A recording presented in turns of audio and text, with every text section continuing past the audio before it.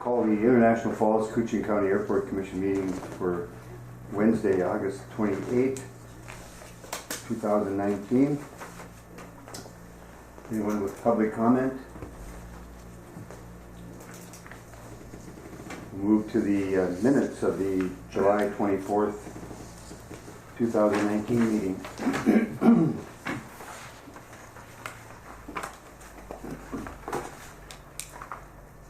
And the only item, and I already showed it to Kyra, and that's on the first page on phase 1, the individual's name is Jeff Ebsen, E-B-S-E-N, and so that she's got that corrected. Got some questions on some of the projects, so we'll maybe give Steve a call and see where we're at there. Your pleasure with the minutes? I'll move on the minutes. Motion by Commissioner Nevin. Second by Commissioner Pavlik. Discussion? Hearing none, all those in favor of the motion to approve the minutes signify by saying aye. Aye. Those opposed, same sign. Motion is carried, minutes are approved. Thank you. Yeah. That's good for expedient for Ted after the financials. Yep, we'll jump around, all right? So he doesn't have to sit through. It's fine too, because Eric, the one who designed the system, should be here any minute. Oh, I so think he's he's held up gonna at do the bridge that you were talking Okay. about. So. Or he should be here any minute. I just didn't want you to sit through No. 2 hours of reconstruction. I'm watching it later anyways. Oh. All right, the financial statement, and so you have the regular operation claims of $49,172.84. We have terminal project phase 2 claims of $72,835.37. On the runway reconstruction, we have the phase 1 claim of $99,740. On runway reconstruction project phase 2, $106,958. And on phase 3, we have claim of $1,060. And then we have the credit card for utilities, $5,191.30 and $2,137.92. Let's just pay the small one and keep the rest of the money for ourselves. I'll move it. Motion by Commissioner Pavlik to approve the payment of the claims and the financial statement. Well, I have to add one more, I'm sorry. Let me, we were able to have Jeff Ebsen come up and take a look at the jet bridge. And he is, operates under the business Global Aviation Services. And so he looked at it, and that was one of my questions is, are we going to get a report? Because his charge is for travel and investigate the water leak, consult on possible solutions, and any additional questions. His bill is $1,507.20. So, your pleasure adding that one also in too. So that's included in your motion? Yeah. Thank you. So is there a second to the... Second by Commissioner Bowler. Questions or discussions with regard to the claims or the financial statement? Maybe, or if I could, maybe Thor, were you with him when he came out and looked at the? Yeah, we had Steve and 2 other staff members and myself and looked at and came with some good ideas.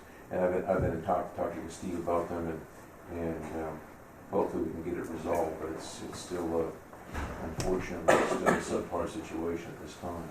Okay. Yeah. It was worth having him come and. Oh, definitively. Good. Yeah, Good. exceptional. Thank you.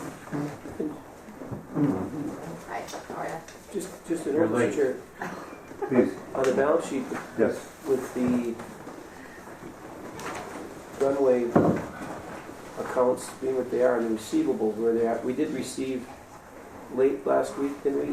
Not, Kyra, some reimbursements? Received 875,000.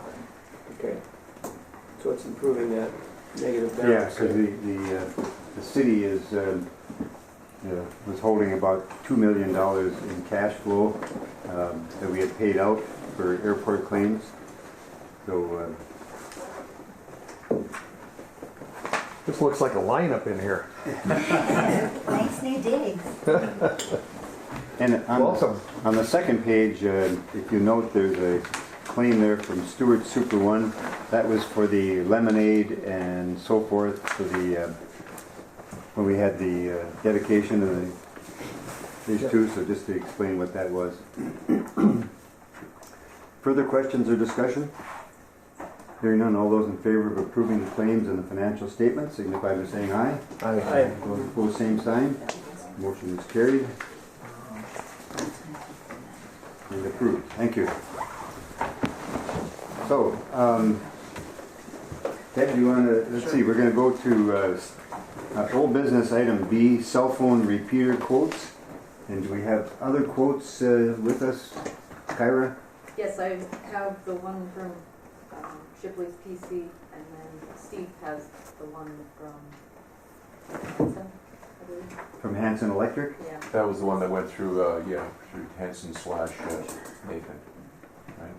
Do we? I don't have a copy of that one. But I do recall the amount, so. What was that? The amount, I believe, is 13,000. That's what I thought. Close, yeah. Yeah. Okay, so we have a quote from Hanson Electric for $13,000 and from Shipley, Shipley's is 10,000, that's what I remember.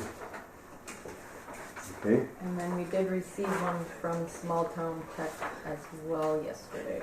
okay, And that total project cost is $24,436.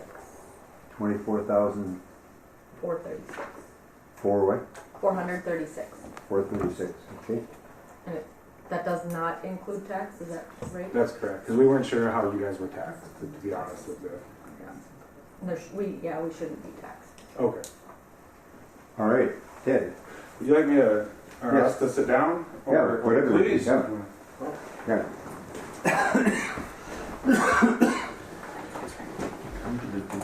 Yeah. Well, we appreciate you guys taking your time to look at ours, and we wanted to explain a little bit about it. Paul suggested that it might be helpful that we talk about why airports are so difficult for cell signals, and then maybe justify a little bit of our costs, because obviously we're significantly over the other two prices. So part of the reasons why cell phone signals are so difficult at an airport, it's actually twofold. One is because the airport's a Faraday cage, and what that means is you have metal and brick, or metal and concrete on the outside, so it's significantly harder for the cell phones to penetrate. That one's pretty obvious. We all experience that in our house when we're standing up on the couch trying to get signal.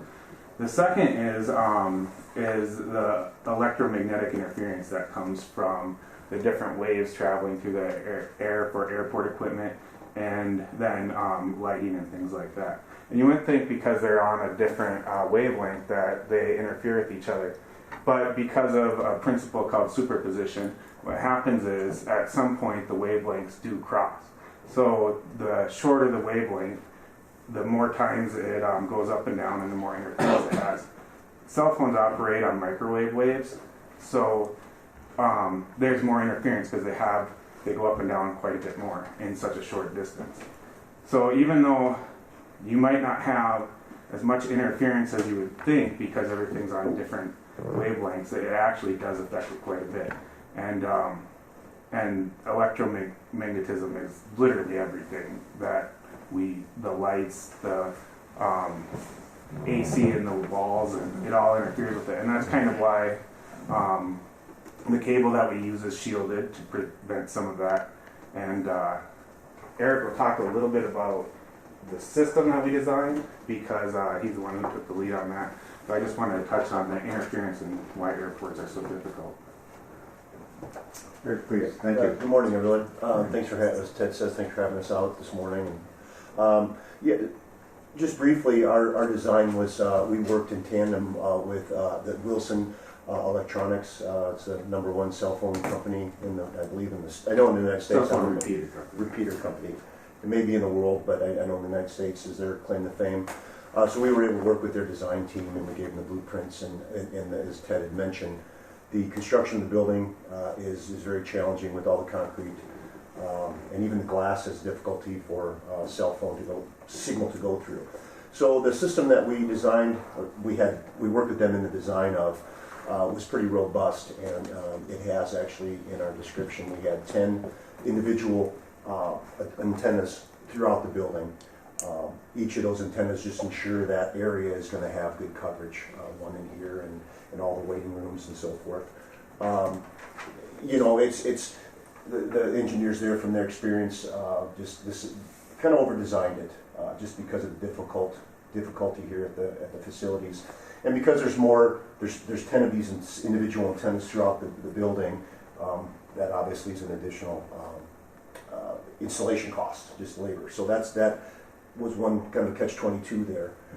But the system, yeah, it does have 3 antennas. That would be 3 Yagi antennas that would be outside. And the advantage of that is you could get by with one, but it was justified in our design that we could actually individually direct these slightly off each of the 3 antennas to the best signal for the 3 major carriers here. One could work, but if you can get a little more signal outside, just by pointing a few degrees, it's worth that extra signal coming in. The more signal you have coming in, the better signal you have coming into the building, the better it can be distributed. So it's kind of on that principle. So basically, we designed a system that we know will work 100%, and I don't. Of course, I haven't seen the other people's bids. So at the best, you're going to at least get from that an improvement of signal, and the difference, I guess, would be is we are designing to performance and not to cost. So we know that this system will work and do what you need it to do, especially with the engineers at Wilson backing it. So I guess that's our presentation. Anybody have any questions on it? Well, and I don't know that the other quotes that we have included exterior at all, which makes some good sense. They gotta have some exterior. They would have something, I would. Well, think. I'd like to clarify there's not necessarily the smaller antennas, the distribution antennas, aren't meant for outside. Yeah, they're all. So you're not going to be in the parking lot getting a better signal. You're just going to rely on the ordinary signal that's coming in. The 3 antennas that I mentioned were actually mounted on the building to point to the cell towers and gather that weak signal. We're already weak. We had invested in a meter that we went around, and we actually took data points in all the areas of the building, fed that information back to the engineers at Wilson, and that's where they came up with, hey, you really need an antenna here. You know, it's not trying to make cut the corners. It was like, you need an antenna here because those readings in this room were just justified, right? So that's where they suggested the 3 antennas outside, so we can pick up every last bit of signal that's coming in and align those 3. They would be on one mast. We anticipate our proposal would be on one mast on the corner, probably the south. There's a couple other antennas mounted on that corner. But it'd be on one mast, but they're about this big, about as big as a shoebox. But they were just that we'd be able to adjust them using our meter, and to fine tune that. Yeah. As part of the. So that same spectrometer we use to read the signals in each area of the airport, we would use to adjust the antennas so that it was at its maximum strength. Thank you. Commissioner McBride, please. Well, being that the electronic gurus that we are, I think, thanks guys for coming over. This is significant, expenditure by the board, Yes. and I think we got to be sure that we're going to compare apples to apples and performance.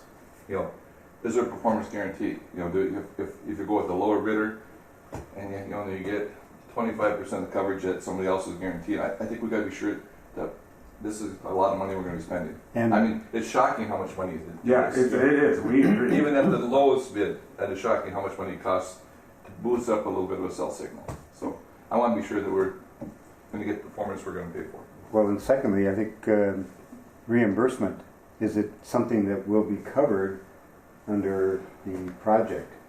I think is the other question. And so I don't know if Bob and Steve need to talk to Tracy, but before we go out and, because we do not have that budgeted at all. Right?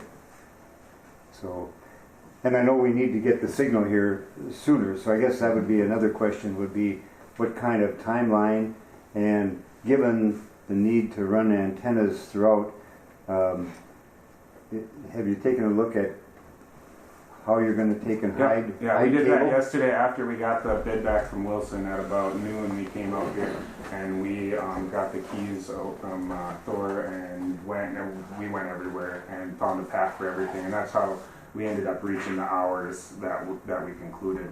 And it's so we are running it because, I mean, this airport's beautiful, and we're not going to put conduit that looks nasty anywhere because you don't have it right now. I mean, the most you have running right now is some air vents and some sprinklers. So we do have a route for hidden wires for all of it, and some of it's complicated, but it's all doable. Very good. Yeah, I think it's a good point Ted brings up. It's, you know, we were not expecting just dangling wires in the nice aesthetics of the, Or even tucked wires, like you won't see them. Very good. Yeah, Please. yeah. Regarding the need of cell phones, one thing that came to our discussion last week, we had our annual tabletop emergency airport planning, and with all the players in the mix, emergency response folks. And one of the things that came forward glaring was that we don't have a cell signal inside the building. And primary, literally, I mean, you know, obviously the professionals, double quotation marks, their carrying rate is at the time, but factually is that at the time that it really happens, you know, and in that critical 5-minute time frame, number one, communication link, of course, is the cell phone. We don't have that inside the building at this time, obviously. Maybe where I'm driving this towards is the possibility, that discussion with Tracy, that can that be played for the funding on the Fed side, that it literally is a safety issue, and frankly, it literally is a safety issue. If that would help that argument or that discussion here. Yep, that would be helpful. Was this an issue, if I can, Mr. Chair, in the old terminal too? No, It was not. it was not.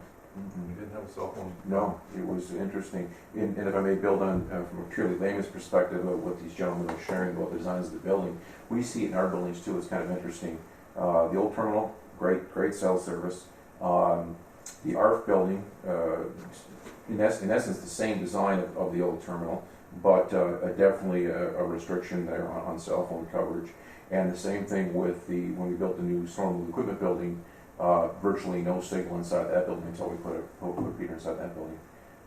Just all the different variables of that signal and positioning and what have you. So fascinating. Even in standing in front of windows, when you get a better signal standing in front of windows, the newer windows get less signal because they're more energy efficient.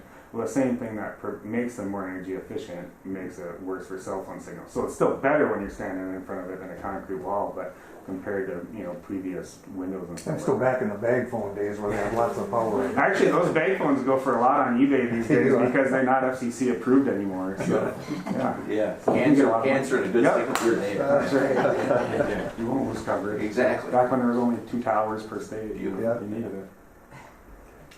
So, Commissioner, so Evan, it's prudent then to check with Tracy and to see if it's reimbursable, to what extent it is reimbursable, if any, before we.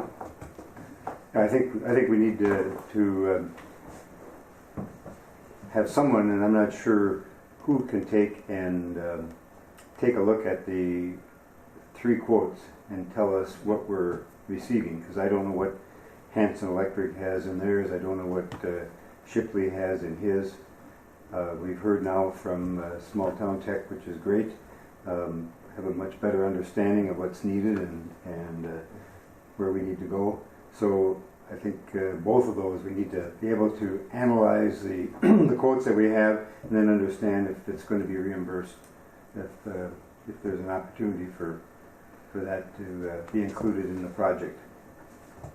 I can take care of the conversation with Tracy. I'll talk to Bob about that. The other thing is we actually have a group in SEH that works with cell phone providers that do do antennas on water towers.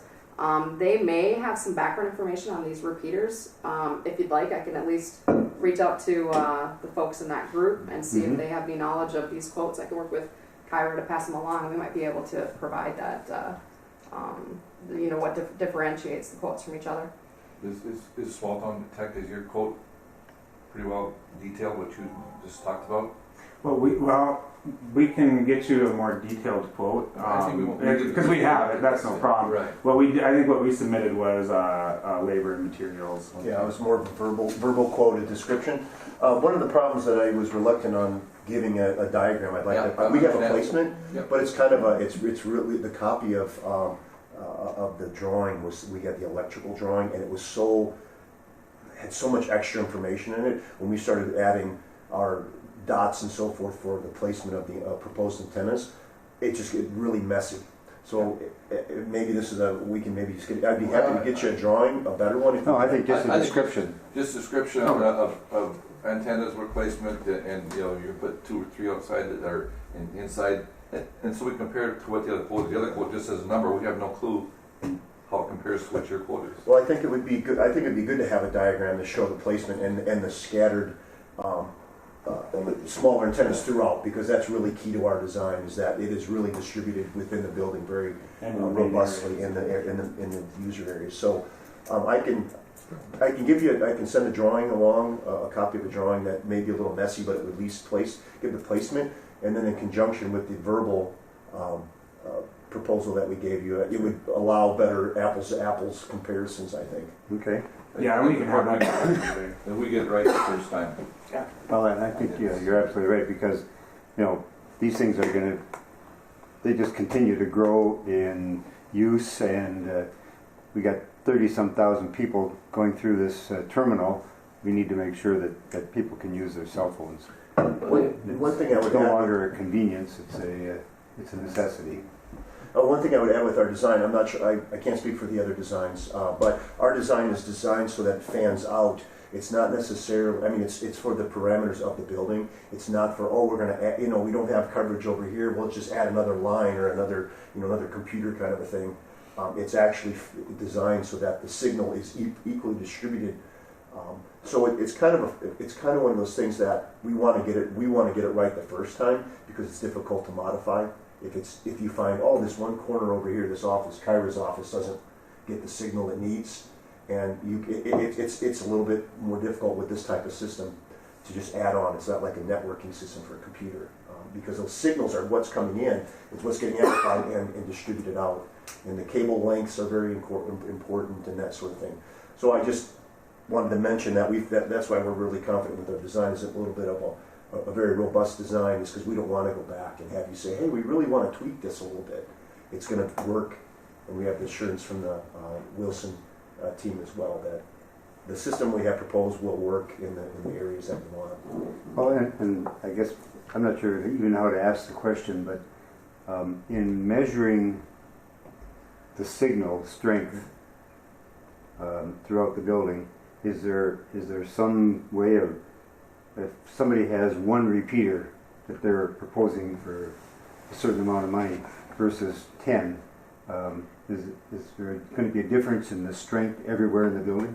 Yeah, because the waves from the repeaters will travel out just like circular waves with the drop of water. So the more coverage, the more things you have, the stronger or the further you get away from the origin of the signal, the weaker that the signal's going to get. So I would doubt that the other ones would only have one. I'd be surprised. But I'm sure that they probably don't have 10 anyways. And we have empirical data to answer your question specifically, is that the signal is awful in this building. Your cell phones show that, but the meter readings we have, that's a specialized tool to measure those signals, is just awful. And so as a part of the as-builts that we provide after our projects, you would have a before and after picture of those readings too. So because we have readings from here, we have readings from all over, and so then we would take the same readings again and show you the proof that it all worked. I guess my question would be this then, is your quote guaranteeing that we would be satisfied and have adequate coverage throughout this? Yeah.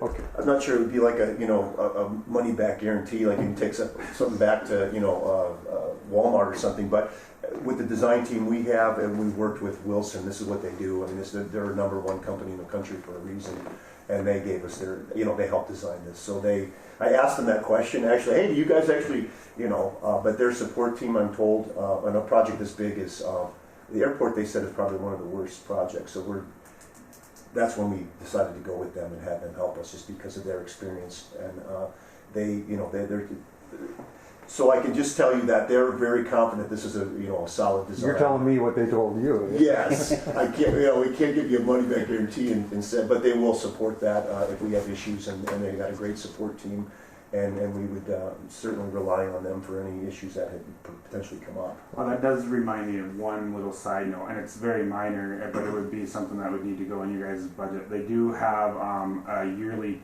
fee of $130, and I think that's in the quote there. And that is for firmware updates and stuff like that. It's a very minor fee, but that does come as a part of it. So you always have the most up-to-date firmware for that technology, which is the software that it all runs on inside the controller. And there's diagnostics as well too. We could discuss at some point, but if we get to that. But there's diagnostics. They can say, hey, there's one piece that's kind of getting weak, but a lot of the companies, networking companies, that's becoming more and more familiar. And it's not for us. It goes right to the company and their support. The $130 annually, is that a set price? Yeah. All right. Yeah. Starting after the first year. Yeah. Okay. And so I guess the guarantee that that small town tech would offer would that be that your cell coverage is going to greatly improve. Now, to quantify that in the decibel gain, we're not going to be able to do that. Well, we will with the meters after. Well, no, I know that. I mean, after we're going to be able to quantify it, but beforehand, we're not going to be able to tell you it's going to be, this much better. But it will be better, and it will be better across the whole building, and it'll be usable. It is interesting when passengers are waiting. I would say a large percentage are outside, sitting on the picnic tables, or out in the parking lot, or walking, using their cell phones. Trying to get coverage. Right, and it's fine now that it's nice, or fairly nice, but smoke-wise, It's nasty or whether it's coming. So maybe just that last question for me would be timeline. So if you were given the go-ahead, what kind of timeline? Well, it's going to take us about a week and a half lead time for all the parts, and then after that, with our current scheduling, I think we get it within 2 weeks to a month from when you guys give us the go-ahead. So we better plan about a month after giving the approval. Yeah, that'd be at the most. Okay. All right. Further But questions? that's for when we would start, not when Yep. we do it. But we anticipated about a week of work. Yeah, we for a couple for a team. So Okay. You'd both be part of that then? Yeah, one of us would be spearheading it, and then the other helper would be just one of our other technicians. Okay. So it'd be one of us being the lead on the project, most likely Eric. But Well, it's been very helpful. Yeah. yeah, thank you guys thank for. you for your time. Thank you, Eric, very much. Thank you. Thank you. We have a much better picture, even though we don't understand everything you said. it's like a vending machine at all. Yeah, you guys do vending machines? It's kind of like looking at a Picasso. You don't understand part of it, but. And I guess it would be okay if I send that diagram to Kyra. Yeah. I just want to tell you, by today. you guys are a lot nicer than Thor said you were. So. I'm sorry, guys. Well, we're on video, so Exactly. we'll keep it all clean. Thanks again. All right, let's move to, we got ProSource here, a land acquisition and relocation under the engineer's report, item C. You want this, Jason? Sure. You got one? Do you want it for the Does group? everybody have one? No, that's what this is for. I got you. Thank you. That's what Jason's going to be going through. Morning, everybody. Morning, thank you. Jason. Welcome. I always have to wear a jacket when I come up here. It's summertime. I still have mine on. There's 3 there. Wait. The weather is a changing.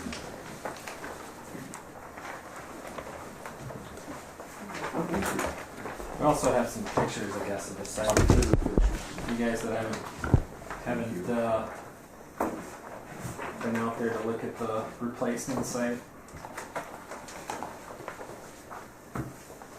Well, we're moving along. Maybe not quite as quickly as we had hoped that they would proceed. There's obviously from some of the pictures you can see you guys have had a wet couple weeks here, and that's delaying some of the progress with getting their slab in and getting the site prepared for the manufactured home. But there has been some progress, and you'll see these are pictures of the replacement site, and that used to be a wooded lot, right, Shannon? Yes. Yes. They had to completely clear that and clear the site, and you'll see some pictures of them excavating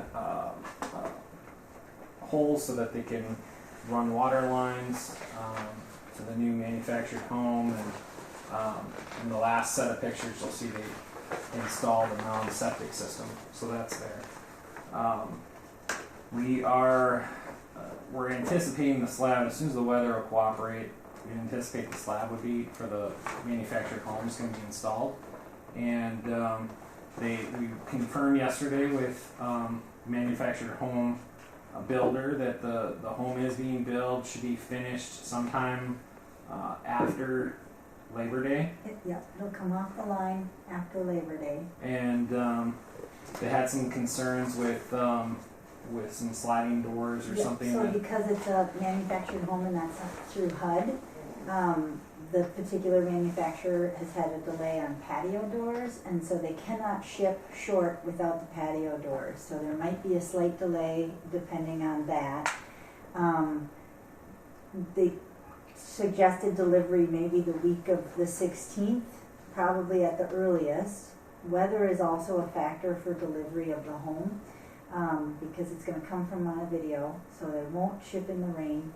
And if it's high winds, they can't ship in high winds because it's on a 10-foot wide structure that's on an 8-axle truck. So they have restrictions about that. So the slab has to go in and it has to cure for 7 to 10 days. And then after that, we can arrange for delivery once they've made final payment. And then that'll be weather dependent. But it delivers in a day, and then they anchor it the next day, as long as weather permits. They won't unwrap it. It's 2 halves of a home. They won't unwrap it if it's raining. So that we need good weather to make some more progress here. Mm-hmm. It's been really wet, so that's been slowing down the mound system install because they have to ship in gravel and do the excavation and stuff. So. And then of course, after manufacturer's home is there's going to be 3-4 weeks of installing all the utilities, the heating, the air conditioning, electricity, making the connections for water and their septic system. So I guess that kind of brings us to, we had agreed to give them a free rent period, and that expires on September 14th. So as much as we hope that everything would come together and they would be able to have a move by that date, that doesn't seem realistic. So I think sometime closer, like early November, is probably more realistic of a time period. I'd say like end of October, early November. And that's assuming that we get a couple breaks with the weather and the contractors, do everything that they've promised that they're going to do. I want to talk to you guys about, possibly extending their lease, get some thoughts from you on whether or not we want to ask the FAA if it's okay to continue rent-free. The Showworks have moved out of the second house where the father used to live, and so they're not occupying that house. So if we want to ask for rent, we've done a rent study. We know what rent for the one house is, and potentially we could just charge them that $1,000 or something a month for the one, and that would probably be the easiest way with the FAA and not having to ask them. But I know that they would likely cooperate if we wanted to do that. The one reason for continuing rent-free is that, you know, Shannon prepared a budget for the Schobergs, and they're really tight. You know, every decision point where they could have gone equal or less than what they have now, they've gone bigger. And so they put themselves really in kind of this position where things are going to be very tight, and they're going to be reliant on getting a loan in order to finish the project. So that would be one reason to advocate on their behalf, I guess, for the free rent, is to make that a little bit easier on them. And but that's completely a business decision up to you guys to make. One thing that Shannon and I have prepared a 90-day notice to vacate letter for them. This is a URA, Uniform Act required document, and we didn't give it at the time that we typically, when we give an offer package, we have the ability to give them the 90-day notice, but we didn't give it because we felt like it can feel kind of aggressive at that point. You know, if you're just giving an offer, we're trying to make a deal and develop a relationship with them and get them to trust us, and we want to be, you know, contentious with them. But I think it might be appropriate to do that now, and for us, so I want to get your approval to provide that notice to them today. And if we did it today, that would expire November 25th. So that gives us a little bit of leeway.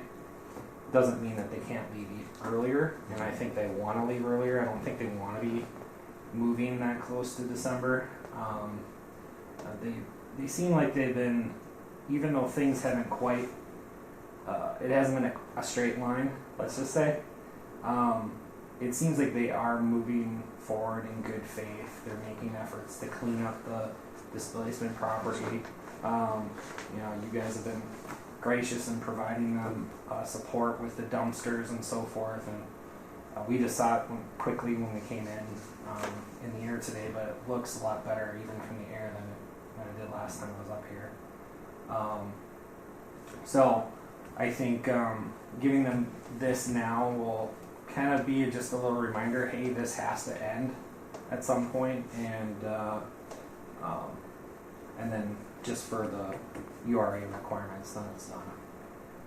We had just kind of held off because even though things were looking good for a long time, then everything kind of went a little bit sideways for a bit, and so we thought, well, let's hold off on that just to not make them feel overly pressured, but I think it's good timing to do it now.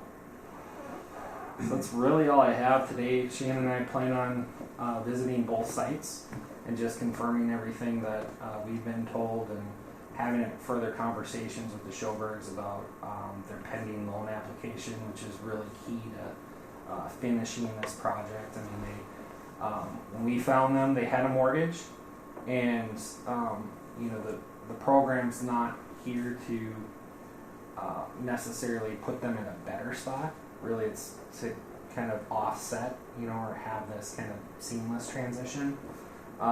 And so they're going to have a mortgage or a loan at some point in order to finish this project. So we're going to get updates on that today, and we're going to get updates on the progress out at the replacement site and see what else they've completed.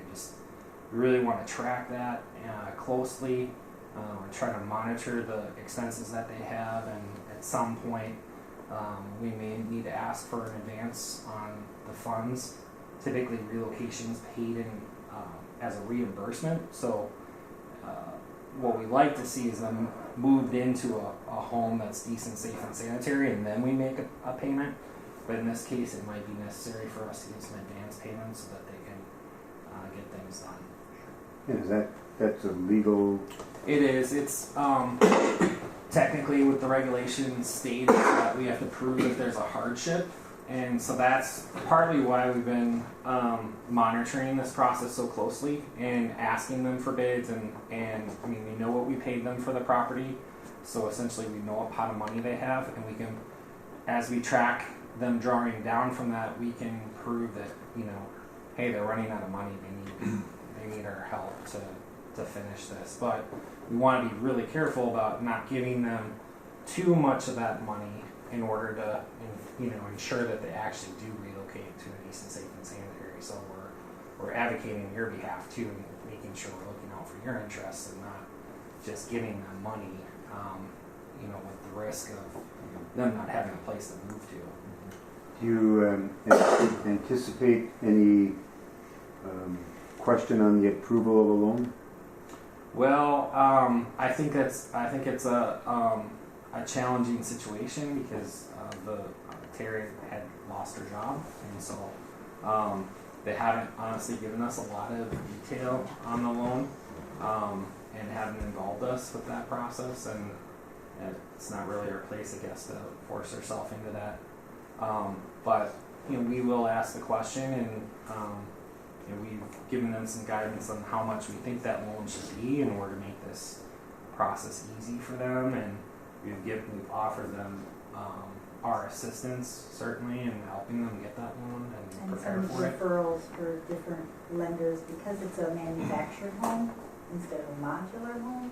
Those are harder to finance in a construction loan. So there are people that do finance it, and I think he's working with the local credit union, and I believe that they will finance it, but I haven't had any contact with those people. I think we're just we're trying to be responsible with making any kind of decisions to make advances. The Schobergs have done a couple things and acquired equipment in order for them to do work, and that equipment's not going to be eligible, for any kind of reimbursement. So we've just been trying to stay in touch with them and coach them along the way and make sure that they understand that we're here as a resource to help them and kind of remind them that they need to, remember where they were at and try to be mindful of the goal of getting to the end zone, if you will. Commissioner Pavlik, please. Well, just so it's clear, what you're recommending then is that we advance the loan situation to November 25th. What I'm recommending is that we provide them a 90-day notice to vacate, okay? And if we do that today, that notice to vacate technically would say they could stay there until November 25th. And what I think we have to consider is giving them a lease extension. The decision point there is, do we want to charge rent for them to stay until they need to vacate? Or do we want to talk with the FA and see if we can extend the free rent period? But in either case, we need to give them a lease extension, I think, around the middle of the month. Their lease ends on September 14th. Right. Thank you. I was just trying to clarify it. Yeah, there's a lot of stuff going on. I visited the site last evening, and my assumption is that from the pictures here that the light-colored sand or gravel that's compacted there is the site of the home. Yes, and that'll be where the slab will go. But there's no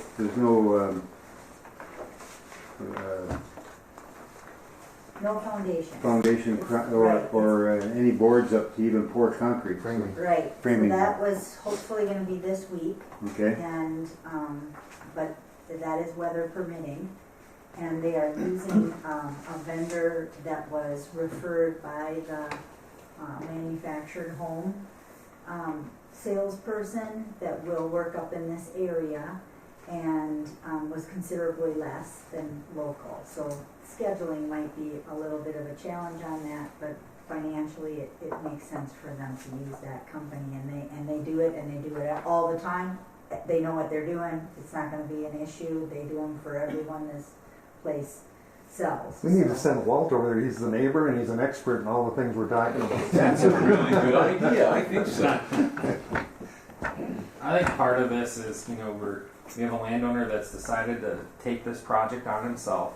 Maybe not as savvy with some of the, like a percolation test might have determined, hey, we might have some soils issues in advance. And so I think some of the delays are kind of the school of hard knocks, kind of figuring out, oh, okay, now I have to do this and getting a contractor, and we all kind of understand that. But But then the weather too hasn't really been cooperating, and so Well, in dealing with the FAA and asking for an extension, and I don't know where the commission is.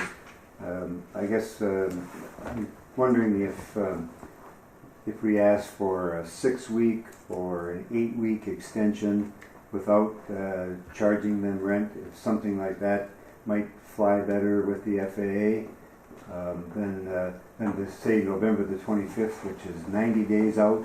right. I so think I think if the probably doing like a month-to-month kind of lease amendment would be probably good. And I'm not sure your thoughts with how the FAA might view it, but I think given the situation, we have enough documentation of a hardship here that we could make an argument for them to continue the free rent.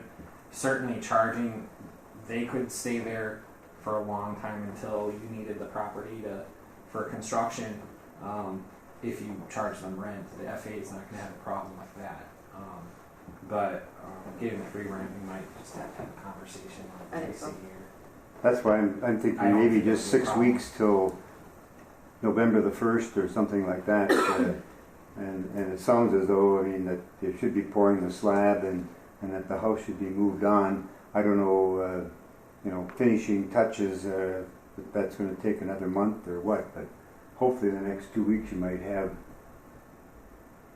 Well, that might incentivize them to try to get that last bit stuff done faster, once the house is there. It does have to be finished, like the flooring. Mr. Schobert is going to do that himself. That's kind of an incentivation, like if we can get this done and get moved and the certificate of occupancy by this date, we save $1,000. So that might help. So do you go to the FAA? Do we go to the FAA? Well, typically SEH would go, and then if they needed my support or any kind of documentation, I could definitely write a letter or be at a meeting. Well, So- and I just listened to the National Weather Service this morning, and right now International Falls area is 2.21 inches over the normal precipitation, which is significant, Yeah. especially when we have as much wetland as we have. And so, that's today in August. We're expecting more rain tonight and this weekend. Say it. And so, and so I'm thinking that may be, That is a significant factor Yeah. to the And progress. so- we and I have to think- kind I of think up your against Mother pictures- Nature on this, and we saw as we flew in how wet you guys look. And it does not dry this time of year either. no, it doesn't dry. The sun is losing its drying power. Angle. And We're just coming I think into the your monsoon pictures season are now. worth 1,000 words. Yeah. When you got ruts with water standing in them. October. You bet. Well, Please. Do we, you have to give them that 90-day notice, right? Well, we don't technically have to give it to them at all, but We could do this. part of me 6 or feels 8. like the law, the Uniform Act gives only a requirement for 90 days, so that's why we would give a 90-day. But and honestly, if everything would have gone smoothly and we thought that they were going to be out on the 14th, obviously we wouldn't have given them the 90-day notice at all. There's no need to, really. It just kind of, to me, it's counterproductive to the relationship, and it can kind of feel a little bit aggressive. And so, when I was younger and doing this work, I would absolutely give it every single time. And now I've just come to be a little bit more wise that, all right, it's not really a requirement, but it is in the regs that we can give this after we give the notice. And I just feel like it would be good to just give them a reminder, kind of like, hey, this is going to have an ending. Legally, I'm not an attorney and I can't give you legal advice, but legally, we see that this really doesn't have a lot of teeth. If you were going to go through an eviction process, you would have to follow Minnesota state statute, and the requirements for It's gonna that. take you longer than that anyway. Right. So, but they don't know that. Right. Well, maybe they do now. But typically, it's just a good reminder for folks and for us to stay focused on the end goal of finishing the project. Right. So, Commissioner McBride, please. I guess there's nothing in our project that is, I mean, we're not gonna be putting anything way behind schedule. I mean, we entered into agreement, we hope both parties keep that agreement, but if there's circumstances that's not gonna delay a project, I mean, I wanna be a nice person about this whole thing too, so. And hopefully, if we do we grant this, they do the same thing, move forward and realize that they need to be expedient. Thank you. And maybe to build on that too, is that we're ultimately helping them, yes. if you understand what, Yes. Right. We are helping Sure. them. And, I mean, literally, mhm. right? Yep. Yeah. Yeah, I mean, this is always the difficult part of, or the phase of any kind of relocation project is this is completely outside of our influence. So we're really on the outside, kind of coaching, guiding, kind of giving them a little nudge here, give them a little nudge here, and trying to keep them on track. And this has definitely been one that's taken the long road to get to the end, but I think we'll get there. It's we're trusting what they're telling us, but then we're making the calls and verifying and making sure that there's progress, and it seems like things are generally moving in the right direction. So. Well, if Mrs. Schulberg is anything like my wife, she's going to be saying, "We're moving. Let's go."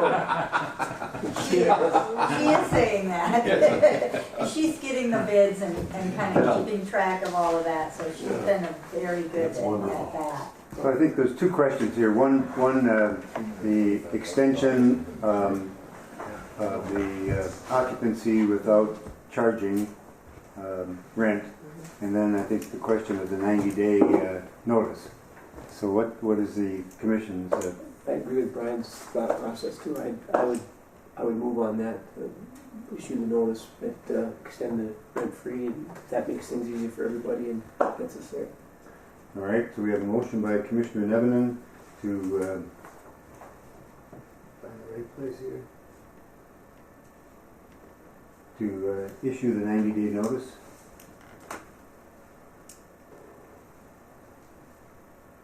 Is there a second to that motion? Second. Second by Commissioner McBride. Questions or discussion? All those in favor of the motion to issue the 90-day notice signify by saying aye. Aye. Aye. Those opposed? Hearing none, motion is carried, and so the 90-day notice will be given. So then the question of rent-free extension.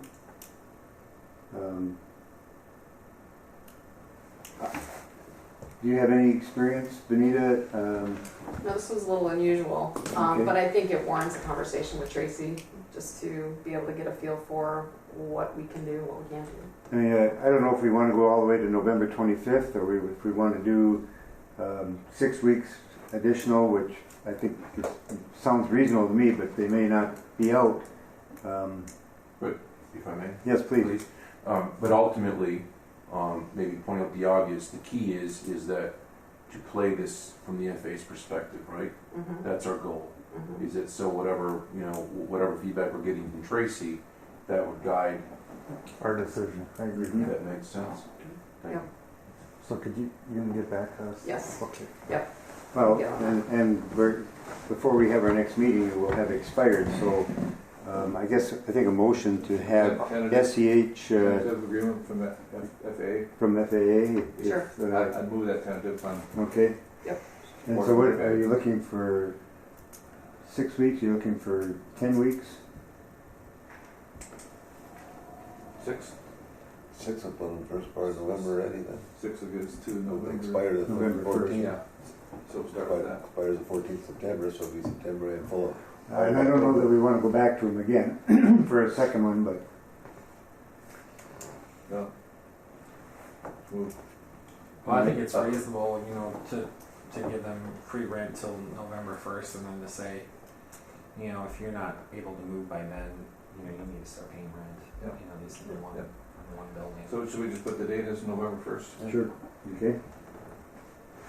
All right, motion by Commissioner McBride to request SEH to secure an extension of the rent-free period for the Schobergs to November the 1st, 2019. Second. Second by Commissioner Buller. Question? And I think the need, obviously, weather can be one of our issues that we could talk about, is delete some of it. Yeah. And I guess I don't know if it's a private question or whatever, but if they cannot secure a loan, what happens? Because now we're gonna be, we have yeah. nothing. It becomes, yeah, that's a problem. It'll be a problem. All the way around. They won't even release the manufactured home until they make that final payment, and that's $97,000. So, so it'll come to head very quickly. That's an interesting point. Yep. Underscores too, just how expensive even the cost of new construction, even the manufacturer it's. Yep. At that point, I mean, the option for us is to go back to the FAA for the hardship. You know, I've bought plenty of manufactured homes, like completely had to buy them because of credit issues and criminal background issues and that sort of thing. So, so that would be a last resort scenario for us to bail them out. Another option might be talking with your bank and seeing if there's a way for them to give a loan with you providing a guarantee on that loan. Not Co-signing? guarantee, not co-signing, but No. guaranteeing that loan by using the relocation benefits that they're eligible for. I'd be very reluctant on that, but why don't you, I think what we need you to do, or if I could, Mr. Chair, is just is go through this, keep us informed on where it's at so that we know what's going on.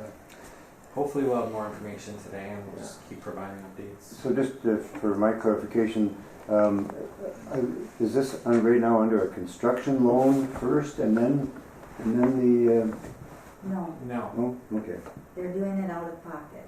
So they did not get their other loan that they inquired about with that bank, and so then they just moved forward with the proceeds, and they're doing it out of pocket. The proceeds are not enough, and the relocation funds on top of that, the $61,000 that was the relocation benefit, in combination with the proceeds, are not enough.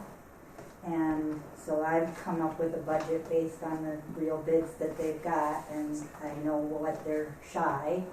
And I've had a conversation or two with Randy about that, and they do have an application in. That will be, I believe, a construction loan, but it's like a personal property loan to purchase the manufactured home, and he would do the rest out of pocket for all of the site prep and stuff. But I haven't had an opportunity to get a lot of detail on that to know. So, but we know what they need, and we've got a budget prepared that says, here's what you spent, here's what you've got bids for, here's some guesstimates based on our previous research, here's what your loan need is, what does that look like for you, to kind of just have a real conversation about, in order to get there, this is what you guys need to do. As far as their personal finances, we're not privy to that information. Okay. Very good. I'm not sure I called the question on the rent-free period to November the 1st, so we'll call the question. All those in favor of the motion to approve or to have SEH secure a rent-free period to November the 1st, 2019, signify by saying aye. Aye. Aye. Those opposed, same sign. Motion is carried. Thank you. okay, Thank you, Jason. we'll keep you in the loop. Thank you. Beautiful new terminal building, a nice close office. This is great. Thank you, Jason. If I may. Is this the first time you've been in the conference room? I have I took a tour last time I was here. Okay. You know, But you haven't done business This is your here. first time, haven't. right? This is our We first were over at meeting. the county boardroom, okay, very good. Before letting you go, I may interject. I've had a couple conversations with Seth Boyer, property adjacent to the Sugar Yes. property. Overly simplified, reminding the group, we had one appraisal, we had one appraisal in hand, and typical, there's a discrepancy between what it's, you know, what he thinks it's worth and what the appraisal says. Looking for a second opinion, took to come by another appraiser in the community at this time. Maybe you're familiar with a gentleman named Bemidji Kloa, Bemidji Appraisal Services. Encapsulate the story. I've given Seth Boyer, Mr. Kloa's information from Bemidji, and Seth says he's going to contact them and hopefully hire the services to get a second opinion, second appraisal. One would assume that it's going to be very close to the first one. So. And that reminds me, I don't believe we included any monies in the 2020 budget for the purchase of that property. So we need to have that conversation when we get to the budget. What was the appraisal? It was 10,000. 10,000. Yes. Very good. Great. Thank you.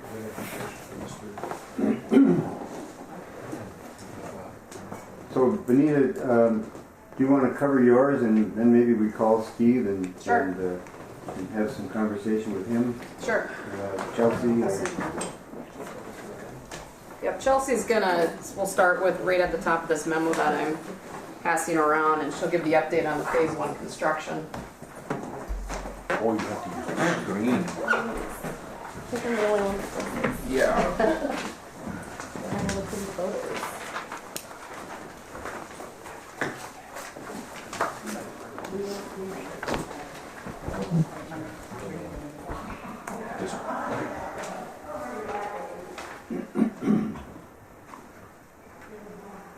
Looks better than what we have in the boardroom.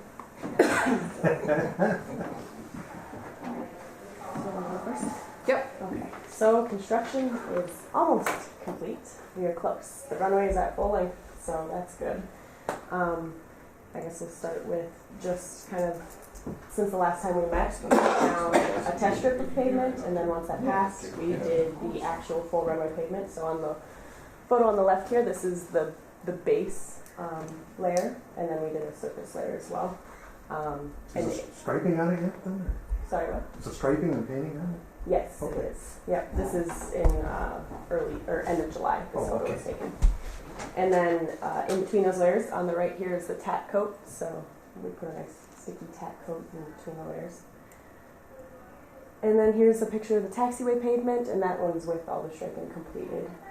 That was more towards the beginning of August. Here's. Good. So. And what is the total thickness of the bituminous? It's 5 inches. 5 inches? And they ended up doing on the shoulders 5 inches as well due to cost. They ate that cost because it would have taken a lot more time to raise the aggregate up 1 inch and then doing the 4 inches. So they ate I think it was $25,000 cost and just did that due to time constraints, which is good. And then they also relocated that Malzer Road for the what was that? The Precision Obstacle Free Zone. Well said. Yes. Yes. So that has been relocated, so we're out of that, and they have a few more things left to do on that, some grading and some adding of more material to just kind of stabilize it, but the location does look good. And which end of the runway was that? That's on the 1-3 end. On the Where 1-3? they were working, yeah. The next year they're doing the 3-1 end Malzer relocation. And then there's just kind of a final picture after some of the markings. The markings are complete on the runway. And so next week they will be doing the jointing of the pavement because they have to wait 30 days after the pavement has been placed. And they will be doing the saw cut grooving on the runway as well for that texture. Good. And after that, we just have a few closeout items, hopefully, but things are moving in the right direction. Definitely. questions. So we must be more than 90% complete at this point. Yeah. Probably right at 90, 95. All the lighting is completed then as well as part of it. Yep, the lighting is on place. We had some night closures, 24 hour, 12 hour, sorry, night closures for both for striping, runway lights, Yeah. and construction, yeah. Yeah. All the closures, it's always kind of interesting because we set a time, and between the weather or possibly aircraft's already in flight, coming from a great distance, and we have to reopen runway equipment, etc. So, after working with the SH team has always worked very well, so no issues. So you're out there all night, huh? Yes, next week will be the same thing. She has a key to her office, and it's kind of second home for it. What kind of timeline are we looking at for the grooving? The grooving will be done next week, hopefully 3 nights, potentially 4, starting Wednesday. So that'll finish up Sunday. Very good. That's great. Yeah. Important in weather like this. The second component of that is we have a pay app for KGM. Now you need the money, yeah. So this is pay application number 3 in the amount of $1,372,955 and some change. I'll leave it with Kyra for your signature after the meeting. So it was first the good news, then the bad news. It's always the bad news that follows up. 1,372,955. 955.72. Oh, Mr. Chair. Motion by Commissioner Pavlik to approve the payment to KGM at $1,372,955.72. One second. Second by Commissioner Nevin. With the note that you're anticipating it's 100,000 under budget? Yeah, yeah. That's all Chelsea's good work. That's what it is. And, I'll triple that. and Kyra, you'll notify the city that payment will be going out. And then seeking reimbursement as soon as possible. Yeah, Kyra. I'm sorry. That's I don't want the bank calling the city. You're overdrawn. You'll be fine. We got to have that discussion. Yes, That's yeah. just, I think just stressing the I city think budget so much. Ken is going to talk with Jenny. Somewhere we need to come up with some kind of agreement. Well, or- especially for next year when we're doing a I don't know. $13 million project. I mean, the payments are going to be mighty big. And, Then we have to get into our private funds. all right, further questions or discussion? All those in favor of the motion to approve the payment signify by saying aye. Hey. Aye. Those opposed, same sign. Motion is carried. Payment is approved. Thank Mr. you. Chair? Please. But now, Kyra, if you submit that, what is generally the turnaround on recap? Roughly 3 weeks. 3 weeks? Yeah. The real issue is that the Phase 2 project hasn't been approved by the FAA. The funds haven't been released. Let me restate that. The funds haven't been released. And so we've got probably $1 million or more out there right now Cash flow. that's hitting the cash flow. So that's why getting another $1 million out of the city is a challenge. Very good. Thank you. Further, Benita. Not on phase 1. Item 2 in the agenda is the land acquisition. I think Jason did a good job kind of going through where we're at with that. So I'll jump to 3, which is phase 2 that you were just referring to. We have the construction contracts. Chelsea brought those. So that's the contracts between the commission and Yulin Brothers, which was a low bid. So we'll have you sign those afterwards. You've already approved those, so this is just a formality. We approved it, so yes. Yep. And then the other component of that is we are hoping yet to do some fall work with regard to phase 2. That's the apron expansion, which I will jump to everyone's favorite topic, which is our wetlands. So we had to do a separate permit for the apron expansion because it was considered outside of the scope of the runway project. So we've submitted that permit application. It's with the Corps. There's no update yet. We reached out to them yesterday. They're still in the review process. However, we do have a purchase agreement for the credits that are associated with that, which I will hand out now for you guys to take a look at. One for myself. There's probably several extras there. This is your favorite. My favorite topic. And it's always my most uncomfortable. Buying In front of this wetland group. credits in Michigan County. Where are they coming from? Where's Where's the bank? By wetlands. It's a wet metal, fresh wet metal. Is that what it's called? Fresh wet metal. Mm-hmm. Yeah, man-made a dozen times. I think of that picture in the boardroom. Yep. Remember? That's the Yep. best. Have we ever exercised our 10,000 square feet? Are we allowed to do it? Thank you. I think every owner's allowed at one time 10,000 exemption, 10,000 square feet exemption. No, it's true. I believe you. So Bruce Hasbargen, would that be a Cooch bank then? I don't know exactly which one you're talking about. Up on top, he's the seller. Yeah. Kyra, is Bruce in Cooch County? You know? Yes. Yes, he is, I'm just not certain where I'm just curious where they come from. They always start close and Yeah. work out, Keep it the so, same. yeah. One time? Is Okay. that only on private roads? Continue, please. So this is item 5 on the memo that we're going through right now. Like I mentioned, this was the separate permit application. We're waiting for approval, but the purchase agreement for the wetland banking credits can go forward. So this is approval in the amount of $24,212.39. 1,000 square feet. Yeah. And that's the total, that includes the withdrawal fee and the stewardship fee, or who pays those? That's all part of the grant application reimbursable by the FAA. That's all required from you guys. But is that part of the 24,000? Let me double check. I don't understand the math here. Generally, the total cost would be at the bottom, but Yeah, let's see. So 34,848 and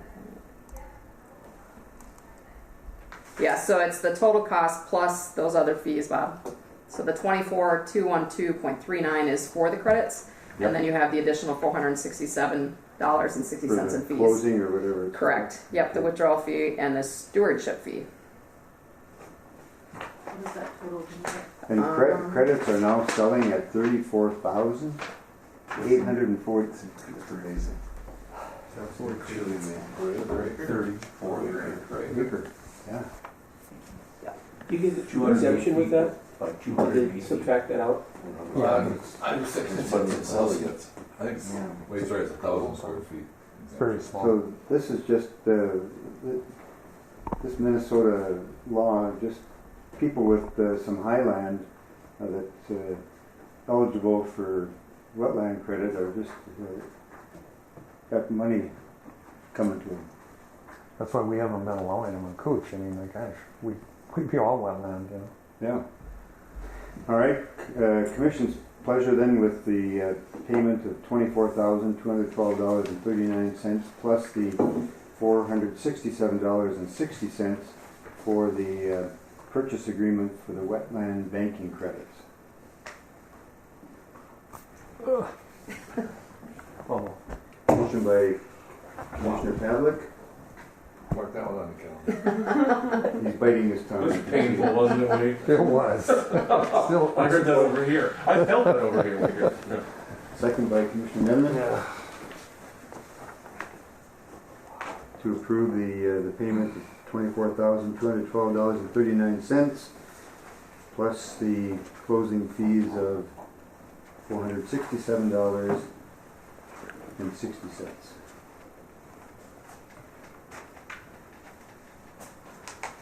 Questions or discussion? All those in favor of the motion to approve, signify by saying aye. Aye. Those opposed, motion is carried. Purchase is approved. Thank you. further, the, No, we'll, that was item 5, so we'll jump back up to item 4, which is the weather balloon facility relocation. So the FAA and the National Weather Service are developing a memorandum of understanding just to basically identify the scope of the project, who's responsible for what. So that is currently being reviewed by the FAA and the legal department with the National Weather Service. We have also submitted a design scope for completing the plans and specifications associated with the site work, the concrete foundation, and actual moving of the building. So all that right now is being reviewed. We anticipate having that information, both the memorandum of understanding and the design contract, in front of you for the September meeting. and is that gonna be soon enough? Carver, she sent an agreement, and was that for approval of the funding? She being Tracy, Tracy? yeah. Are you talking about the grant or? She was talking, I think she was dealing with Bob last week, and I wasn't in on the telephone conference call. And so it was, That could have been about the MOU? And I know it's still being reviewed, okay. so maybe there's a draft that could exist that It got could be a sent out? draft, Okay, right? okay.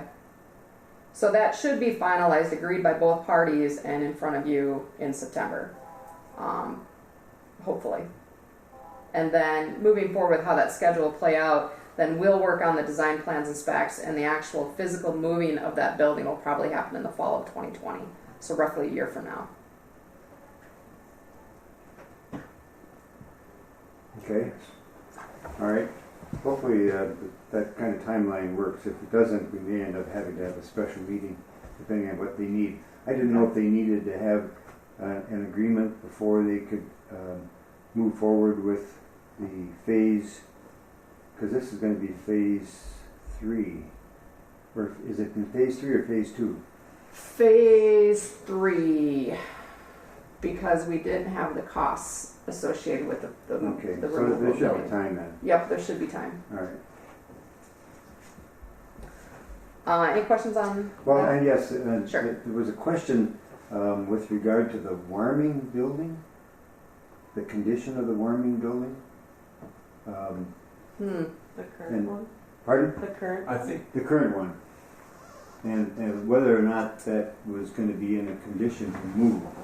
And again, I don't know if we need to get Bob on the phone to, Bob Coors was involved in that? maybe it was Bob Brasher from the I know. National Weather Service. Service, Yes, yeah. Okay. that's what I'm thinking. Well, why don't I just make a note to follow I know up? that some emails have been going Okay. by, and I haven't spent time on reading them complete, so I apologize for that.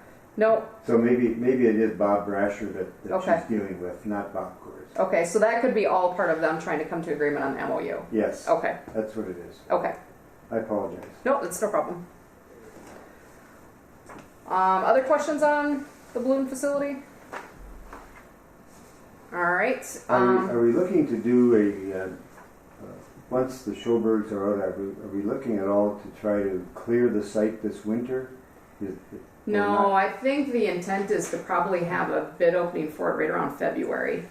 So potentially you could maybe catch the tail end of winter to do some of that, but nothing prior to then. didn't he want to move one building? Or did he move a building? I thought that was part of the agreement. He wanted to salvage one of them and move it. Yeah, he did say that. I remember Should ask. I'm not sure, yeah. Yeah. I think, key term, I think sequentially that was their initial intent. Okay. But I think they looked at it and they went just with the modular. Yeah, because I think the Okay. cost of moving Well, was so what's- I believe so. Okay, Yeah. so it was, It's very complex. so when everything settled, the dust settles, then it'll be demo. Yep. And that'll all be part of that plans and specifications that we'll put together. Both, the demo, the removal, the clearing, and then also the establishment of the new foundation, the site, the clearing that's required for the site, and then relocating the building. And I don't know if that has to go into the construction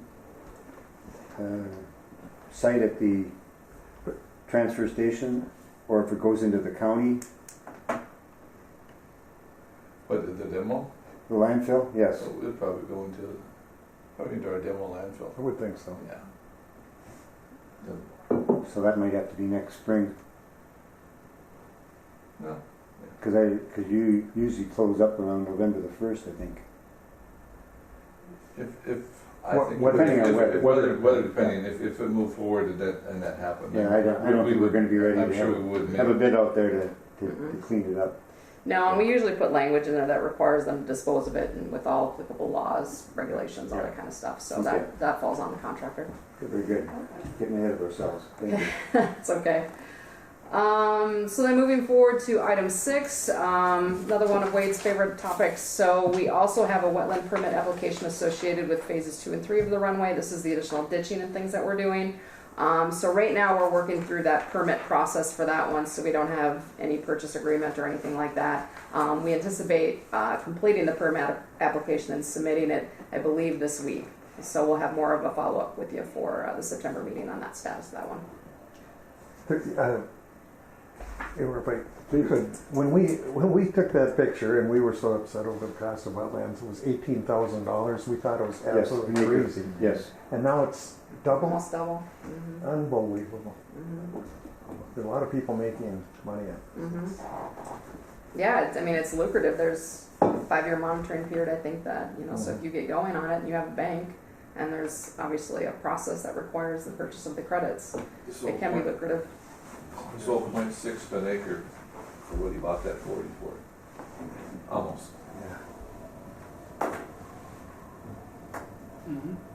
Is that weird?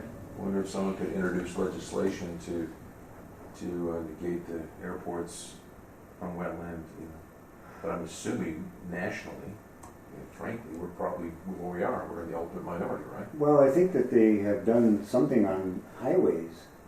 I thought the legislature had done That they something did for sure. to On exempt the highway. freeway status plus something, X amount of, remember that, X amount of usage, right. Well, they didn't exempt everything on highways. We're doing Highway 53, Right. and working with It wasn't MnDOT, we yeah, but- decided to use the shoulders because it was so expensive to That's- purchase the wetlands Wetlands, on the yes. site. But didn't the legislature, they put so much in the highway fund So maybe that's what That's what it is. There's a fund that Yeah. they use to Okay. Offset. offset to the buy cost. wetland credits Sure. for highway projects. And that's we ran into trouble last year because it was not funded.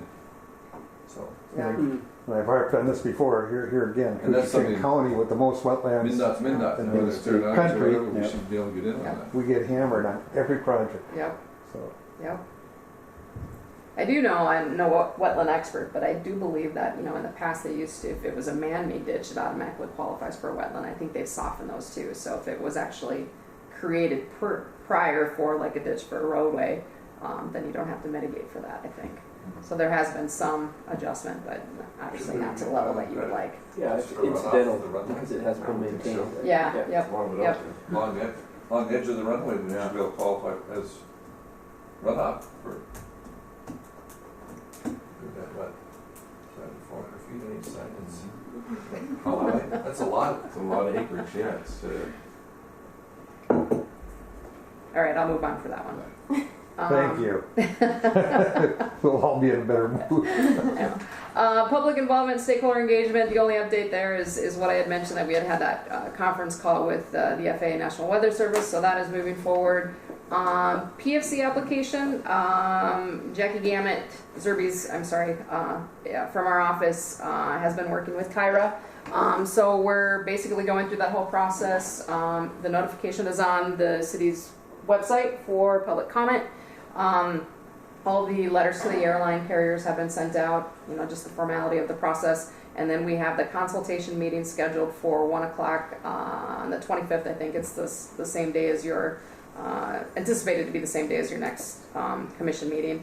Generally, nobody shows up. You guys have probably been through this drill lots of times. It's just kind of a checkbox that we have to do. And then after all that's taken care of, we submit, and then hopefully within a couple of months, your PFC application's off and running again, your new one. All right, so we'll pass on phase 1 and phase 2 of the terminal up there. So we are down to, I'm going to pass on the parking lot. I don't think we have anything at this point. And we've taken care of the cell phone repeater quote. We're down to the draft budget. Tyra, do you want to lead us through? Yes.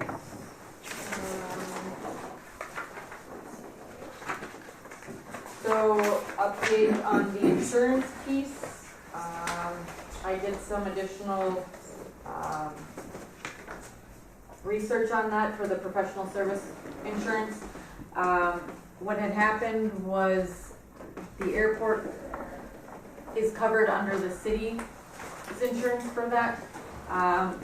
The city's insurance company had changed the way that they submitted their information to the city and everything. So it was missed in the billing cycles for the last 3 years. So in finding, Betty has now invoiced us for the last 3 years, which was included in today's bills. So I did plug that number back in there for $3,000, I believe it is, for the year. All right, so the commissioners are covered with professional liability now, or we have been, I guess. The city is taking care of that. Mm-hmm. All right. And then I did take out the PFC income in there, just because, like I explained the last meeting, that those PFCs are already being allocated, and so they should not be going towards our operating budget at all. Right, and they're only for a project. Correct. Capital Alright. improvements, and right now, for the next few years, they're going towards the terminal phase 1 project. So then once the new application comes in and that's put in place, then we can start allocating after the terminal is fully expended. So. And so what is our total operating budget at this point? At this point, on the last page, you can see the total operating budget is $301,000. Oh, I'm sorry. $301,570.21 is the operating budget for each, the city and county. And that's a 1% decrease in operating budget. Over last year, correct. Very good. And then- Now, that doesn't include the capital expenditure amounts, which are on the bottom of that page. And right now, the city and county each have a share of $417,716. Because we don't know what the state is going to, what level of participation they're going to have on the project next year. And then we're seeking bonding funds for city and county share on those projects. So that 417 is split, or is that a piece? That's a each. piece. Piece. And then I also did not put in the Customs and Border Protection costs, just because of the fact of this is speaking for 1 year, and they're anticipating every 3 years. So I think that's what we'll do, is every 3 years we'll put that into our budget. I didn't want to put it in and then us not expend those funds, and then we have that left over at the end of the year. So I did not put that piece of it in. And what has their furniture and equipment arrived? They have some furniture in there and equipment. They're waiting for phones. We have to purchase a fridge, microwave, and one other item. And then they were waiting for a couple other pieces, I believe.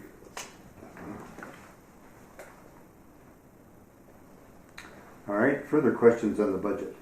And so on the bottom of that last page, if you're looking at the very bottom, the 2020-2022 anticipated capital expenditure amounts, those are the 835,000 local share, 852,222, and we are asking 2.2 on the bonding. I Yep, believe that's correct. is the figure that I last saw. I don't know that those add up to 2.2. I think they're around 2 million, but I could be wrong. I haven't taken time to add them up. think in the bonding, we included some inflation costs, and Okay. so that might be that increase, if All I right. recall. So let's, back to the, and then the last thing on the budget here is that we do not have the, if we're gonna purchase the Boyer property, we don't have the $10,000 in here, which would be 5,000 from each body. So I don't know what the commission's pleasure is with that, purchasing that property that's next door to the Schoberg property that is up for sale. I think we just send a note to both entities and see if we can get it included. Okay? So next year's budget, or would it fall under? Yeah, we would, I think he wants to sell, they'd like to sell by first of the year if they could. I was gonna say, if we're gonna do this, we may wanna move forward before we lose it. So, Yeah. I agree. you know, maybe we should get, I'm just even thinking we could get a purchase agreement contingent on funding. On funding, yep. So, that would make sense to me But otherwise. if he's looking for more than 10,000 right now, and that's why he's going for another appraisal. Correct. So, Which is going to be the same. well, I would think it'd be the same. Is I mean, he's paying for the next appraisal? Correct. Mr. Chairman, should Please. this be brought to the city council and the rest of the commissioners also? Yeah, this needs to go to budget committee, and we've got all these figures, so the city has it anyway. I think that the county has it for So them. are we looking to add the 10,000 for the 20 budget, or are we gonna try to squeeze in somewhere this year? I don't know where we are, if we have any funds, and I know we've got a project out here on the building that we need to consider yet too for 2,500.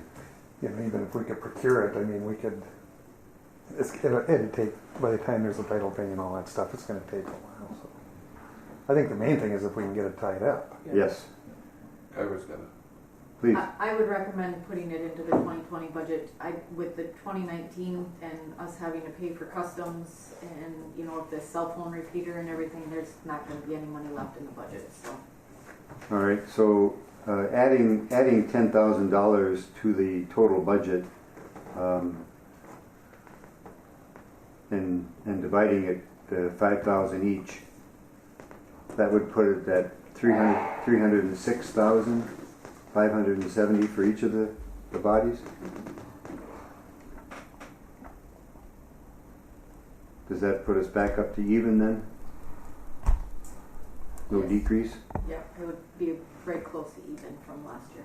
Okay, so it, really no increase in operating budget.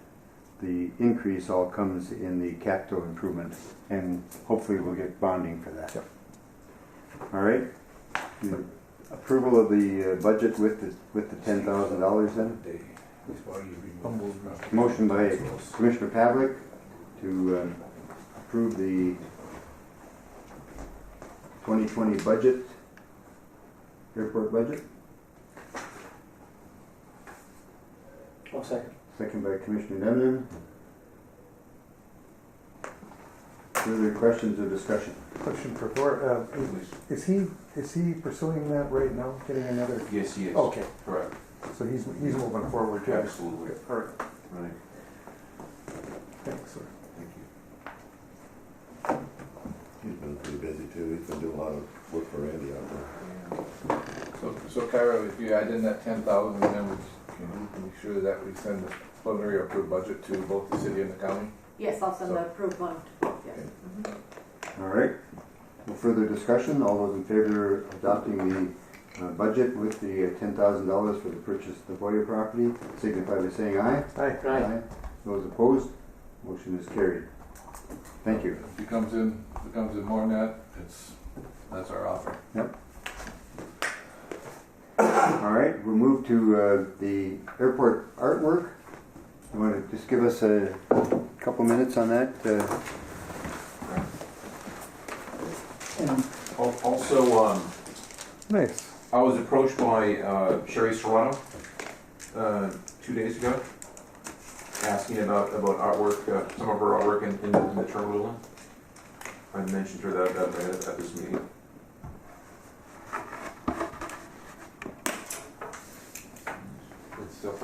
I read that. It's very interesting, Yes. actually. A lot of history there. And that piece, I believe she would actually do something on the local airport. Yeah.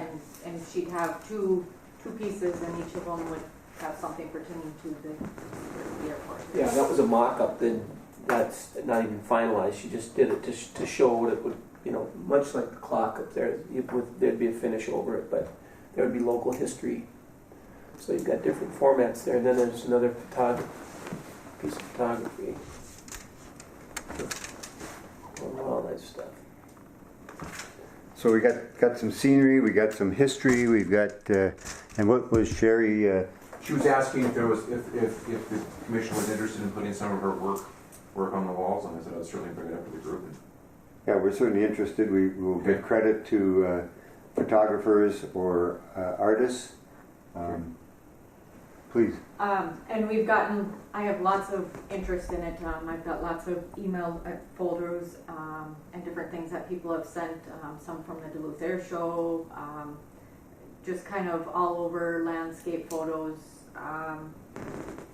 And I think with the amount of response that we received, it may be helpful to put a committee together to review the artwork that was received, and instead of going through it all today, and then helping with placement and where best to put it in the airport.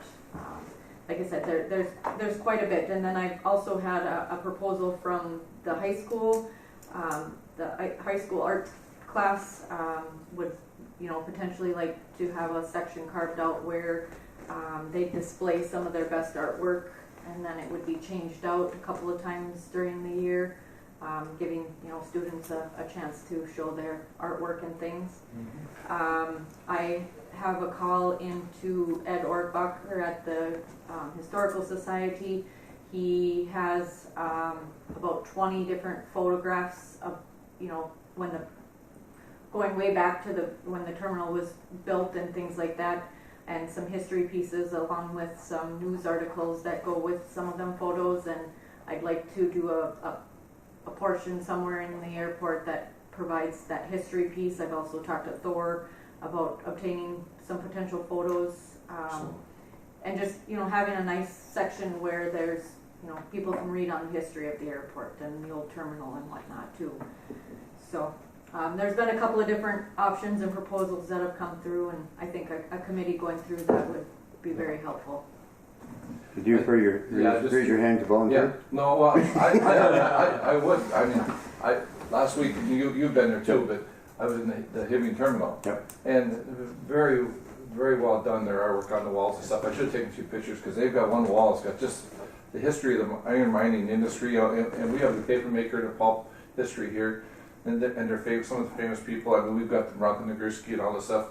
And I just think if you went in there and took some pictures and give us some, then we have our own ideas what we need to do here, because I think it's very important that you promote the history of this community in this area, along with artwork and stuff. But I think we need to really look at what brought us here and kept us here, and that is tourism, and that is pulp and paper industry, the history of that, and gold. Because we have lots of wall space.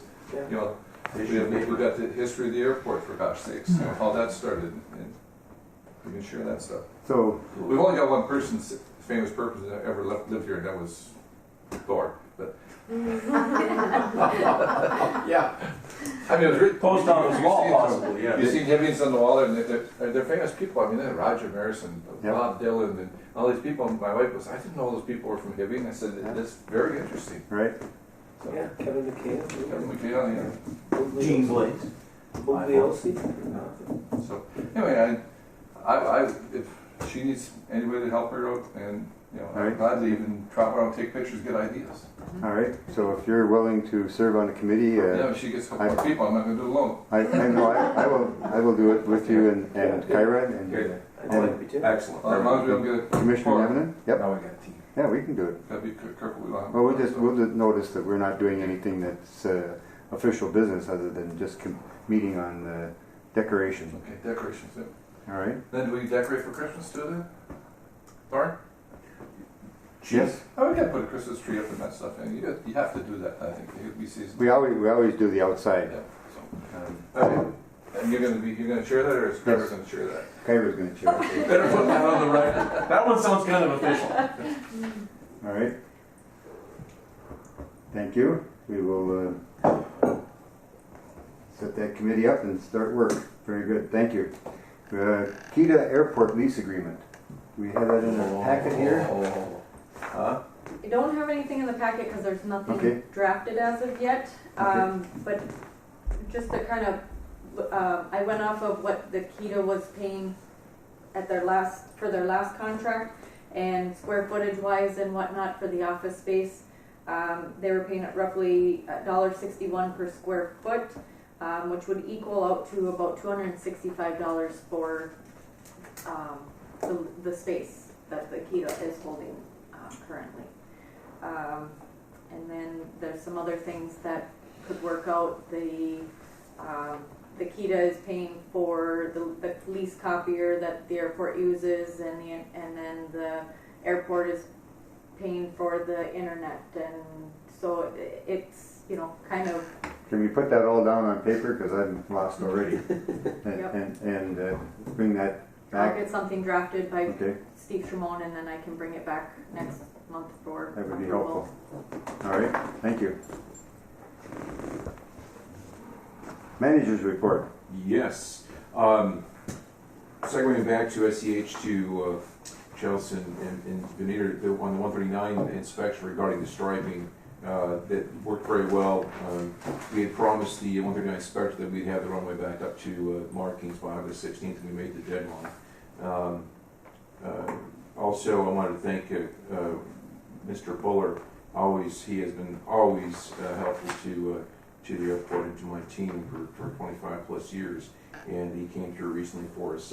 Part of 139 inspection preparation is brushing, tree removal, etc., setbacks, what have you, and the 1-3 approach end of the runway across what we would call locally the old highway per se. We have had some tree encroachment there, brush encroachment, and I asked Well for help, and as usual came to the plate with a new piece of equipment, I believe. And This is Go ahead. debuted it that day. It's a brush cutter in front of an ASV, but it's got a big wheel, steel wheel that's 1,500 pounds alone. And on that, it has the squares about this big, about that long, of carbide teeth, or sticking up. Grinds it. Sticking out this way, and then on the top of it has them sticking up, and on the bottom it's got about 10 of them on the bottom yet too. So we took the bam tree about this big around, went into it, tipped it over, drove over the top of it, and it just sucked that tree right in and blew it all out in chips just that fast. Unbelievable. Just, we had a willow that was about this big around, and they topped it, because it's got a bar on top that pushes it over, so they topped it, set the machine on top of it, took the stuff right down to the ground. Yeah, it's You bought that. unbelievable. You bought that machine. Great. Very nice. I could do a lot of damage at the Thank shack you. with that. Thank you. Wouldn't that be nice to have on shack for a while? Thank you to the county for getting that work done. I was going out of town to Big Falls to get used, and then Thor called me and I said, well, it's only going to be see how the thing works here first. If I didn't tweak anything, it's here at the shop anyway. So we knocked that out for him about an hour and a half. it's the least we could do for you. It's pretty So yeah, it was kind of fun to That's see that terrific. work. Yeah, but as always, I just can't emphasize that enough. He's always been helpful, and he went above and beyond as always. Didn't you and I vote no on that, Brian? You did. You probably did. You probably did. On that subject matter of our 139 section, which is coming up September 9, 10, and 11. Anita and Chelsea got the notice printed up. Yes. So we are preparing, doing the best we can. Hoping for the best. We'll see how it goes. As I mentioned before, it's an interesting thing we're working with, and we're just going to have to present what we have and go from there. Is that monthly? Well, It seems like it. sure feels like it, Commissioner. Was it twice a year? That's once a year. Oh, once? Yeah, once a year. But with that, there's 9 binders that daily. There's a reason why it's 3 days. It's the reason it's interesting to say the least. Yes. So we'll do our very best, and I'm confident that we'll come out ahead of it. Segueing over back to Kyra. Had we pursued, or where we at on the exchange from Minnesota Power, where we crossed the wires? Last I going? talked to Karina, she was going to do some follow-up with a local tech, and I hadn't heard anything more. Okay, so the local, we're gonna call the local tech, I'm regarding the building, Yep, to okay? verify where those meters are, so, but I can do some additional follow-up. Okay, on and that. I'm just reminding for the group, okay. Also, I would ask, I had a brief conversation with Paul about this, is that looking, very preliminary, looking at building a large hangar.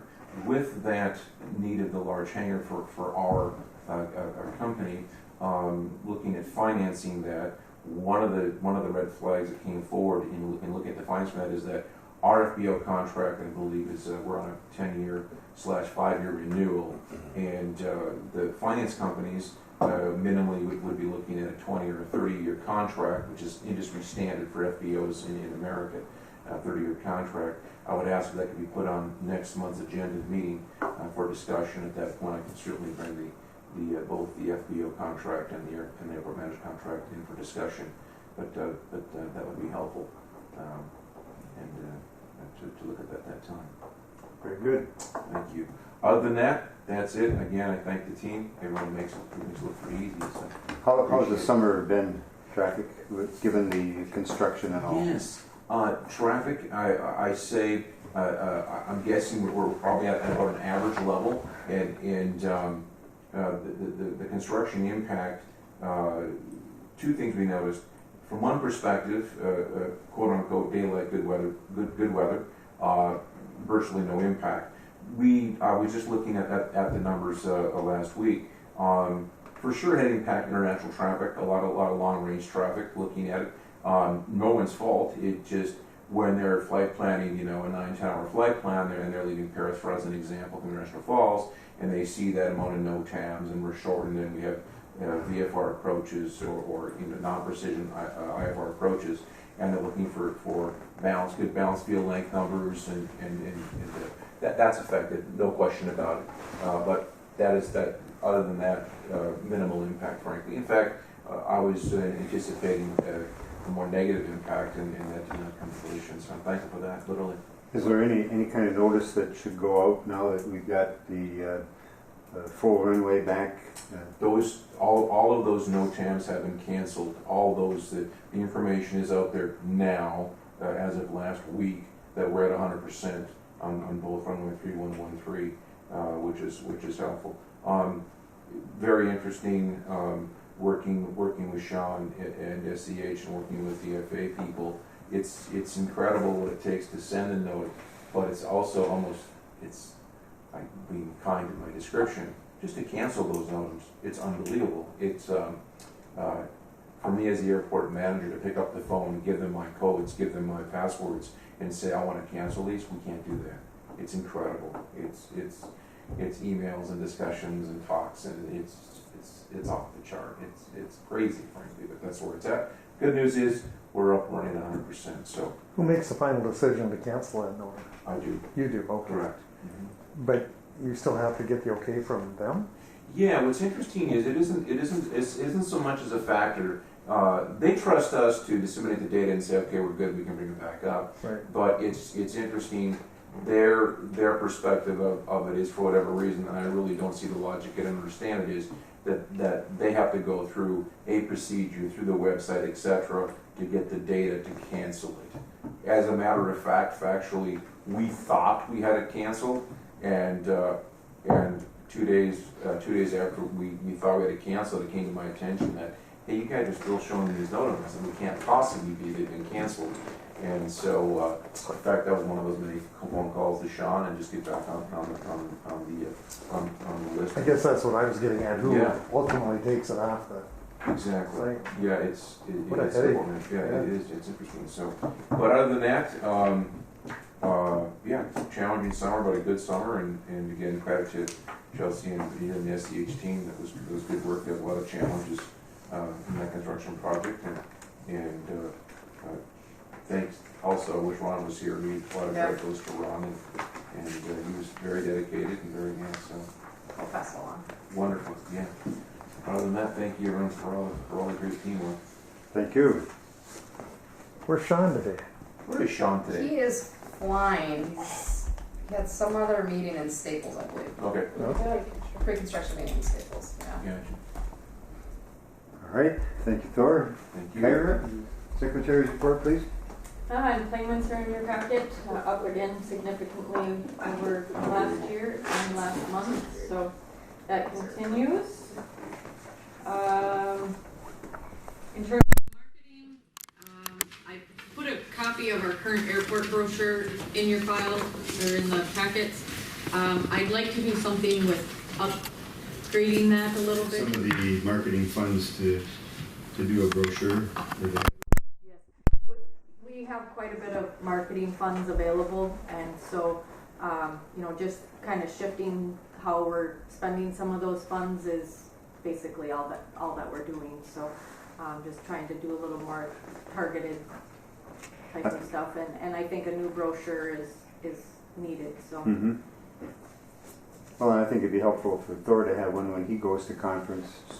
Also, do we need a motion to have Kyra change the marketing to? So, are you looking to get into a contract with someone? It would be for those radio ads, so I don't know if you want to set a certain dollar amount to spend on radio ads in that area, or how you want to. What do you suggest? Or you could see what you can get and bring it back. Then Okay, we can do it that Because way. I'd like to see it get out in October, Mhm. get something started, because I think we get a lot of traffic winter months, folks going south, and so I think a good campaign for before Christmas, and Oh, I agree.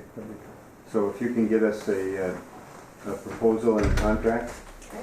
It's essentially just be a reallocation of what we're doing That's now. all. and Yeah. focus elsewhere. Mhm. Okay. Very good. Further? Let's see here. I put the insurance. Sherry at Northern Reliable had contacted me in regards to the equipment that the airport has and the deductible amounts on the equipment pieces. Currently, all pieces only have a $500 deductible on them. She would like to see those, a little more. For the items that are under $100,000, she's fine with keeping at a $500 deductible. But for the pieces that are over that $100,000 mark, she would recommend a minimum of $2,500 deductible. And so I wanted to bring it before you to just make sure and verify that that's okay to do. Does that give us a better rate then by having a higher deductible? That's a good question. I'm assuming so, that it should help our rate a little bit because, that's a pretty significant amount, so. And that would affect 8 pieces of equipment. Anything that doesn't go on the road though, that we pay by value per thousand, right?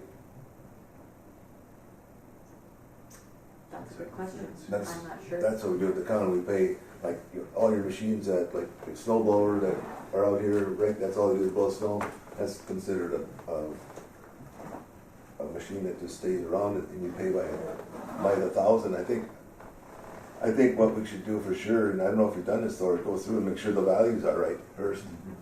What's that value been, for how many years? It's been $345,000. And is it a replacement value or is it a value, present value? It'd be a present value is what you insure it for, and that way, if you can take $45,000 off of that, that's gonna be worth a whole lot more than spending, moving your deductible up to $250, because the price per thousand on that equipment is not very expensive compared to a car. And I'm assuming that she has plugged in the equation that there's only one piece of equipment that'd be DOT spec, and that'd be the pickup. Everything else would be non-DOT spec, non-over the road, inside the fence only. Yeah, because we only get the one insurance card for that vehicle. Correct. I think the value should be looked at first, Okay. Thor, because that would, Sure. we can knock off $100,000 off of there, that's, we Absolutely. didn't try to bump it up to 2,500 yet, we can save substantial more. How do you establish value on something? But no use bringing the deductibles up if we're not gonna get a rate decrease. That's the key. Absolutely. It's gotta be some kind of a savings for us. Well, I think what you have to do, like for your Oshkosh stuff, you go to McQueen Right. and tell them this is what you got, what's it worth, you know, and go right to the right to the distributor that distributes it. And What is the cost? Remind me, Kyra, for the equipment insurance. I am not 100% sure on what the Because you have insurance- umbrella in the rest. Yes, yeah, correct. exactly. So she doesn't have that piece Okay. specifically broken Oh. out, but she does have it listed of what each piece of equipment is. Okay. I can do that. Well, absolutely. All right, so 2 steps here. Zero to the county. Save a lot of Excuse me. money. So Thor will review the present value of the equipment, get that to Kyra. Kyra can take that to the insurance company and have a conversation on the 2,500 deductible for those items over 100,000, and have them give us a quote on what the insurance value will be, insurance cost will be. Okay? Thank you. Further, Kyra? I believe that is all I have. All right, thank you. We have a quote from Up North Builders to complete the concrete around the door out here so that this door can be used. And so their quote to do the project is $2,500. And So it needs to be done. yeah, if we're going to be able to continue to use the door as a entrance and an exit. Is that the only quote we have? That's the only quote we have. Have we tried L&L Builders? Who? L&L Builders? One was Kirk Lindbergh, is one of them. They're doing that addition on the vet clinic over here. Oh, yes, okay. Yeah. Okay. I've heard very, very good reports from them. Can we seek a second quote, Kyra? Yeah, I'll let Steve know. Okay. Yeah, they're doing Ricky Roach's building as well. Oh, they are, yeah? Yeah. Okay. Good, good. All right. Young guys, just starting Okay. out, you know. Yeah, Yeah. that's always good to have a. Yeah, second quote, I agree. All right, so we will anticipate that for the next meeting. With that, we'll go to members. Commissioner Pavlik? Well, I'm wore out. Sisters have been with us for a month, so Okay. we have a lot of fun. Though. I love them. And I'll just man with the camera, of course. You're gonna touch Yes. on the bonding thing? Yep. That sounds good. Thank you. Commissioner Fuller? No, I have nothing at this time, thank you. Thank you. Commissioner Nevin? Oh, just, I'm turning into nosy Nancy here at the airport Nosy when I see Nancy. some of these aircraft come in, but I saw an aircraft that looks really familiar, and they had been here doing cold weather testing, and they did a return trip just recently, and Yeah. just by reputation and relationship that Thor's and his guys have established, they came back up and returned in the middle Yeah. of summer. And Good, yeah. anyway, just interesting to note that Thank you. that kind of stuff is happening here as well. Bad. Very good. Thank you. Thank you. And the bonding hearing for the House is scheduled for September the 18th at the Mesabi Community College in Virginia. And I think we're scheduled for 6:30, between 6:30 and 8:30 that evening. We plan to make a presentation to the bonding committee, working with Sean to get that together. We'll be given 10 minutes, so we'll make sure that we're within that time period. Anyone else that wants to go to it, and I guess I would also ask for approval of travel expense for the bond presentation. Cool. Motion by Commissioner McBride, second by Commissioner Pavlik.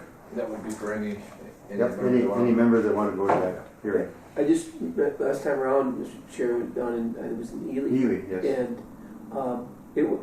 I'd like to attend it. I think it's helpful that when we had numbers there, but also they see the support, or we see the support out there and get to know some of those committee members. So, yeah. And if you have any relationship with any of them, Right. I mean, it's always worthwhile to spend a few The other minutes. thing that never happens, and it would be nice, is if we could get the bonding committees up here a little more often. Because you can, it's always easier when you can show them something. Right. I spoke with the staff person, and they said, yeah, we're not going to make it up to International Falls. I said, well, I guess we're used to that. But so she said, well, either Virginia or Bemidji. And so I said Virginia would be the better one to attend. And we have one going on in Bemidji too, which is Yeah. the one for the County 24. Okay, so that That's you're going to go Bemidji. attend that one? And that was in October, I think. Nope, September 5th. Oh, was it? Oh, that's sooner. Okay. It's important, so, yeah. All right. Very good. So we have a motion by Commissioner McBride, second by Commissioner Pavlik, to approve the travel expense for commission members to attend the bond presentation on September 18th at the Mesabi Community College. Further questions or discussion? All those in favor of the motion signify by saying aye. Aye. Those opposed? Motion is carried.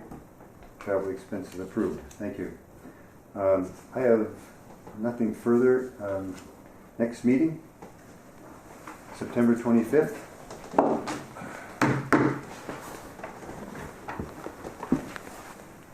Sounds great.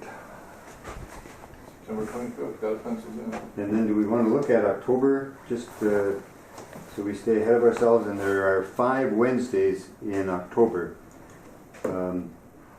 Probably the 23rd would be the 4th Wednesday. Is that going to be a reasonable one, Kyra? Reasonable. I am gone that week, it looks like. Well, So Kyra, April 30th. Sorry, can't watch. you don't get I'm sorry. Thursday. The 30th? So would the 30th work for everyone? Is that too late? That puts us into the 5th Wednesday at the end of the month. I don't know if that's it's a couple days later than what we might normally, because I mean here we are today on the 28th, so it's not out of line. Right. So the 30th would be better. I might be getting ready for a party that day because my wife's retiring the 31st. Oh, okay. Well, we'll get you out of here as quick as we can. All right, let's put down October 30 at 8 a.m. October 30th then. Yep. Then we can discuss that in. Yeah, in September too, but we'll put down tentatively October 30th. So the next meeting will be September the 25th here at the airport conference room. Anything further to come before the commission? One thing. Yes. Yesterday, the county, we met with Andy Hubby from ARDC, and the issue on the Highway 11 corridor in 2026, and how far they can expand that out, and all around the cities, the International Falls and Rainier, and out in the county feeder roads. Is the airport included in this, that ARDC study for this funding and bonding they're going to look for? He said everything's included. And he talked about bridges included on County 24. I don't know if Well, talk to him to just see if some airport issues, anything that we're looking down the road that could be included in that study, or he was pretty generic on what should be included into it. All right. Safe travels back. Keep that in mind. He's a good man. Oh, yes, Oh, yeah. Good work for us. for sure. All right. Nothing further to come before the commission. We'll stand adjourned. Thank you. Thanks, guys. I gotta run. Everyone.